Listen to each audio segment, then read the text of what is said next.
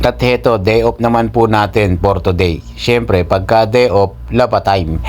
Pero siyempre, mamaya muna ako maglalaba. Magluluto muna tayo ng ating ulam o kakainin. Kaya naman neto, nagluto tayo ng chicken manok na tinola. Bali, ito nga ay nabili ko dyan sa may Bacala na 7 real 1 kilo ng chicken wings. At ilalagay ko sana to itong papaya. Ang problema nahinog na. Nung isang araw ko pa kasi ito binili, kaya ito napag-abutan ng money ba. Kaya hindi ko na ilalagay sa tinola. Ilalagay ko na lang ito mamaya sa aking tiyan, diretso.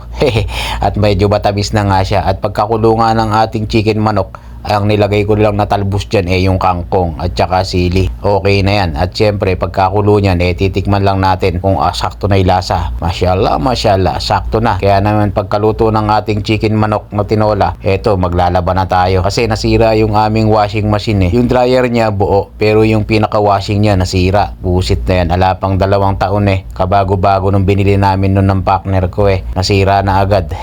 Hindi na kinaya powers. At syempre, mas mabilis pa yata yung kamay ko sa washing machine Kaya eto, tinurbo na natin. Pagkalaba ko dyan syempre, i-dryer lang po natin. Dahil buo naman po i-dryer, yung washing lang ang sira. At pagkatapos ko nga maglaba grabe ang pawis ko dyan. Dahil sobrang init nga po dito sa Saudi Arabia ngayon. Dahil ito nga pinaglalaban ko puro uniform lang. At naglaba na ako ng 1 araw. Siyempre, isasampay natin dyan sa may labas yan para mas mabilis matuyo. Dahil sobrang init dito kaya naman saglit lang ito. 30 minutes nga lang na pinainitan ko to pinasok ko na agad sa may aming kwarto.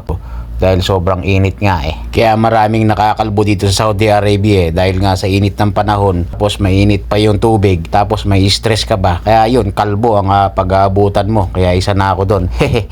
Shoutout sa mga vocals dyan. At special shoutout din natin tong ating mga kaibigan na si Ben Matimtim Gaso. Shoutout Lods from Iloilo. At special shoutout ko rin si Boss Edwin Ginte. Shoutout Lods sa next vlog mo. At ang aking kasama na si Don Pacundo. Pobre. Sana Lods, masabi mo kay Commissioner, ma-schedule naman ng pangmaga para makapaglaro man lang sa ating team laban lang OFW. At shoutout na rin sa ating mga tropa dyan. Next time naman mananalo na tayo dyan pag ako'y nalaro. Inshallah. Yun lang. Salamat. Love you all. Momo Chip Chup.